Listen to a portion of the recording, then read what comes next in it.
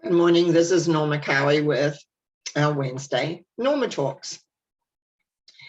You know, every week I have to think about what am I going to talk about. And often I look at and draw upon what has happened during the week, what has gone on, what has taken place.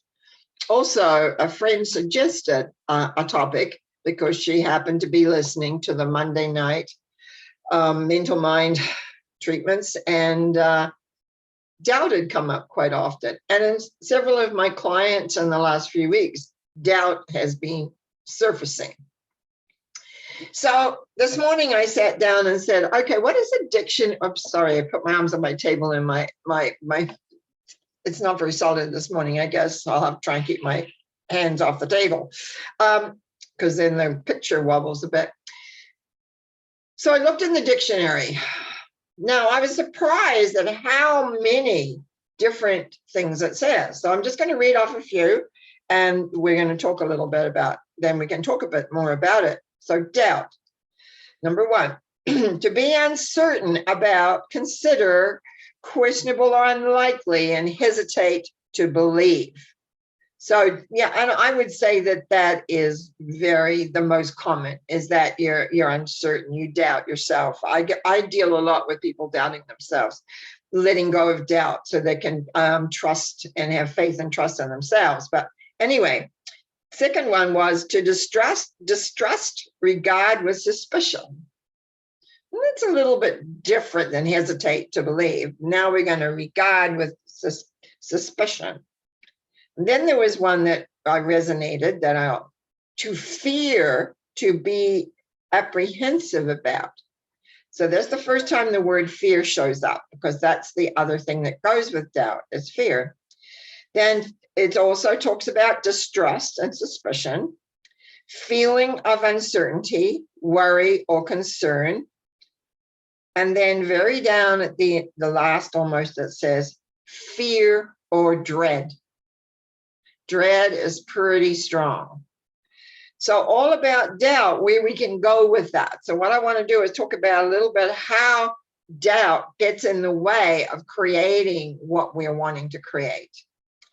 Now, you will have heard me talk about and deal with how our thoughts create our vibrational path. So our vibrational path, and I'm going to put a hand up here, goes along like this. This is our thoughts that are creating our particular brand of vibration. That vibration attracts, whether the level of the vibration that you're putting out will attract certain things. So if you have a lot of doubt, it actually interrupts the thought form of what you're really wanting, because the doubt line comes in. And I actually drew a little myself a little diagram down here where I have the vibrational line, then I have the doubt coming in, and it interrupts.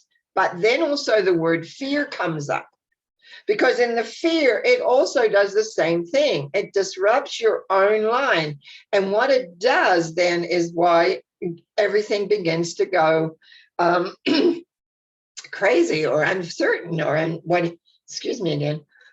Had a little bit of trouble this morning. I don't know what's going on. Now, what we teach, not just me, but many, that we create a reality by how we think. And I always say how we think, feel, and respond. Now, the thought line goes out, but underneath, maybe deep down, you have this feeling or this doubt or this suspicion or the mistrust. Well, maybe how could, because I'll tell you what, a lot of us get caught up because we get caught up with what I call a step rather than the end result. If I'm teaching people how to create, say, know your end result. That's all you have to ever think about, and know the first step. And then you leave the rest in the way. And a lot of people make their steps the goals.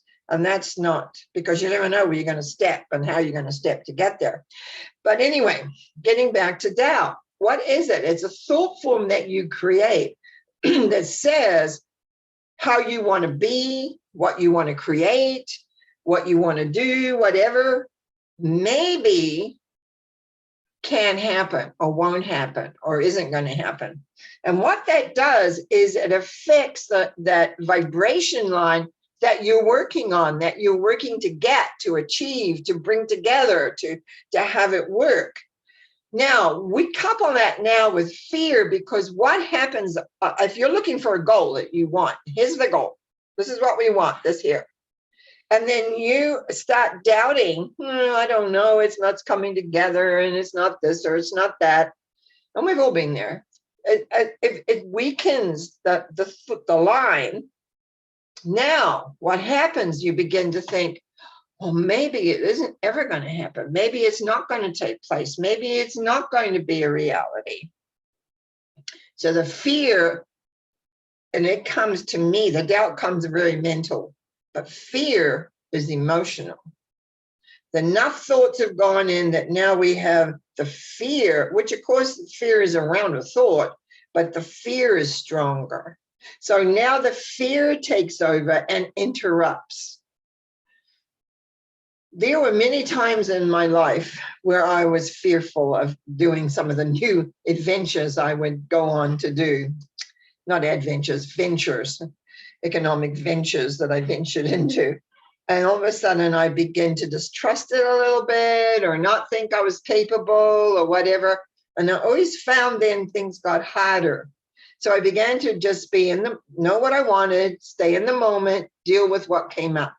And then I began to achieve many of the things I wanted to achieve. Fear, and I'm going to add the word, and the one word I looked at when this came up, dread. Do you know what dread is? Do we even talk about that word anymore? Because it is so debilitating. Now, I just had an email from a gal that I know and was saying that there was some difficulty with some voice with her work people she was working, and how they spoke to her, and she froze. And I was answering that one of the ways that can be is that it's triggering a memory, usually when you're younger. And so you freeze because you know, usually often that would be accommodated by being hit or some kind of punishment. So that begins to create a dread inside. We don't want to have to feel that again. We don't want to have to go that again. I come from that background where if I always was taking on my father, who didn't like that very much. And so I, got hit a lot. Not necessarily, some of them super hard, but a lot of ear clipping and stuff like that, which was the sign of the times. When you think where I came from, we wouldn't do that. We don't do that now. But it creates a dread when you think something is going to happen that someone isn't going to like, because you're not sure of the outcome. And even though I've done a lot of work on, you might say, what I call my frozen inner children, where we freeze in space and time and we grow up around that. And I've talked about that before, but it's like all of a sudden the inner dread that, oh my gosh, what's going to happen? Am I going to get whacked, or am I going to be punished in some way? So you have three elements here that we're looking at. Doubt. That's a mental process which basically says, I don't know that can happen. You begin to doubt the process. You begin to doubt how things could show up the way you want them to. You begin to doubt that maybe you could achieve what you really want, whatever that may be. So the doubt begins to corrode the vibrational line, so it begins to sink lower and not be so effective. Then you've got fear, which now we have a lot of emotion around the thought, so that and fear is crippling. If those of you have ever experienced fear, it is a crippling thing. It just freezes you up. And how often can some people don't like speaking in public, some people don't like this, and they have to overcome that fear. They have to overcome all of a sudden I saw the image of things being thrown at you, which they used to do in the old days in the theater. If they didn't like what you do, they'd throw things at you. And then there were some movies where people threw toast, etc. So in the older days, so you have this fear freezing you up in relation to what you wanted to create. But now we also have dread. Now, if you think of the three words I've got here,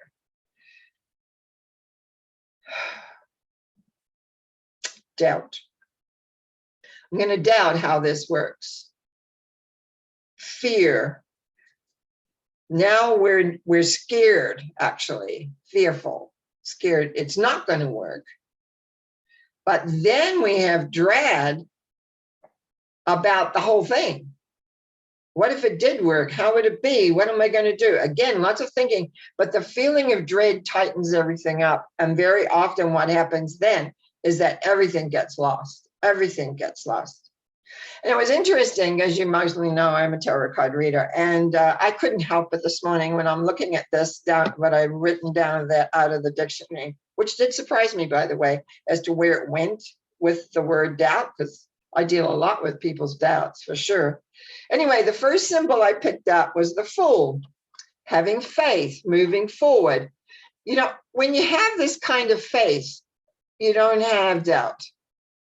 You don't have fear or dread. But it says, if you move forward in faith, regardless, because this man's going to step out and he's got full faith, he knows he's going to be fine. And often in life, we have to do that. Then we will be successful because we are in balance. It's not that we're all on our head or on our feelings. It's a balance between the mental and the emotional. I find that that's one of the most significant things to have, is to have the mind and the emotions absolutely balanced. And then you get the reward, the 10 of Pentacles. So we go the Fool, the World, 10 of Pentacles. So let's take a look at the 10 of Pentacles. This is the material world to me. And there's a man and two women, he said, are talking. But this is all the opportunities that are here. Everything is ready to go. Sometimes that faith line, faith and trust is something I work a lot with my clients on, clearing the blocks around faith and trust of self. Because you can't have faith and trust in life if you don't have faith and trust in yourself. Sometimes people kind of try and reverse that, but it's like really because our thinking, our feelings, our responding to the world is constantly working on that vibrational level, on that vibration. You know, it's like, what are you ordering up? What are you putting out that you're wanting to come back? And if you're doubting what you even want, that you're going to get it, I mean, that's a block right there. If you're afraid of getting it, which often happens, you don't realize, oh, but what would I do if I get that? What that difference would that make? If I got the promotion, what would that do? Is that what if they move me? What if I have to go here? What if I don't have enough money for the rent? That's not just a thought. That's a feeling that's coming up that, what am I going to do? Because there's no answer. No answer to fear. Because there's no faith. There's no belief. The key is to have faith in in you and in the universe, how your thoughts work, how your feelings work. It's about knowing who you are. And if you don't know who you are, if you don't know where you're heading or what you're doing, you have doubt, well, you can change doubt thoughts. They're actually fairly easy to change. If you have fear, now you're dealing with a little bit more powerful energy because it's got emotion with it. And if you're dealing with dread, it ain't moving. It's like just a vibration of the word. It just has a whole, nothing's moving. The good news is there's ways of changing that. There's a way through understanding, there's ways through doing different processes that clear the mind of the doubt, that clear the whole, not only the mind, but the emotion of fear. We turn it around, we just let all that go. And dread, I don't know that I've ever dealt with dread, but the word came out through, and I was looking at the dictionary and I went, dread. Oh my goodness, just the feel actually, if you take the R out, it's dead. Everything just dies. And sometimes we can dread a result, or we can dread news. When I think back, I've been thinking about my life, where have I ever dreaded something? Well, you know, you hear that a parent is ill. You would dread to hear that they made that transition. Is a dread in there. So it's like everything stops. Everything stops because I just realized when I looked at it in my book, you take the R away and it's DEAD. So you have choices. You can create, whether you have doubt, whether you have fear, whether you have dread of the whole situation. But we don't want that vibrational line of what you're wanting to create in your life, of have your life go smoothly. And it's not that you don't have obstacles that come up. Hey, we live in a world right now that seems to change every month, if not 2 months. And we don't know what's coming down the turnpike next because we don't really have feeling of control, but we do have a control over how we respond. I always call it command, not so much control. We have command over how we respond and what we decide to do with things. But that's another story. The key today is take a look at your doubts, take a look at your fears, and if you have any dread, and know that there are people like myself out there that can help you. There are lots of books that can help you. The thing is, I just have to say this because I sometimes tell my clients this. You must make a conscious decision that this is how you want things to be. So if you're full of doubt, if you're full of fear, if you're full of dread, hopefully none of that, but if you are, you can make a conscious decision that you're going to go beyond that and start creating, like the world always says, you can have it all. You can have it all.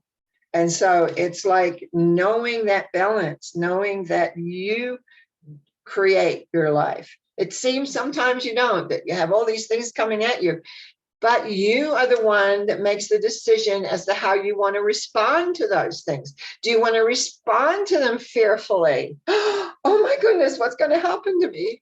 Oh, what happens? I have to do this or I have to do that. And right now there's a lot of fear out there about this, that, or the other.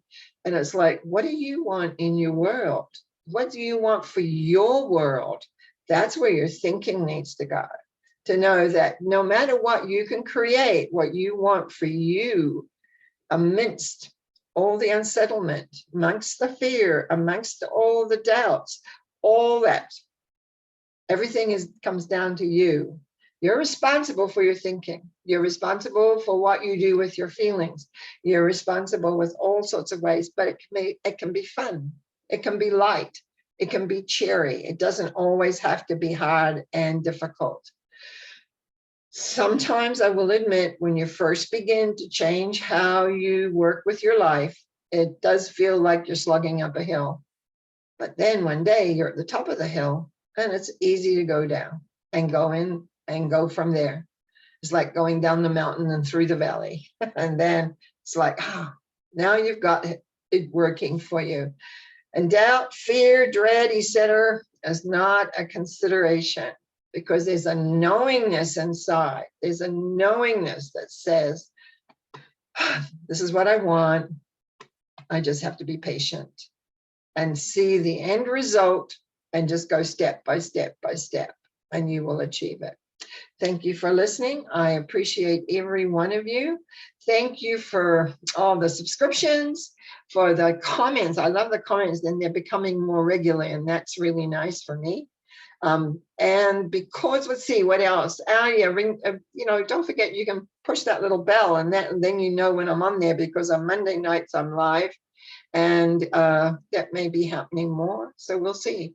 I want you to enjoy your life. Enjoy today. If you're like us, we're in this, it's hot, it's beautiful, it's summer, and now I got to go water my plants. So bye for now.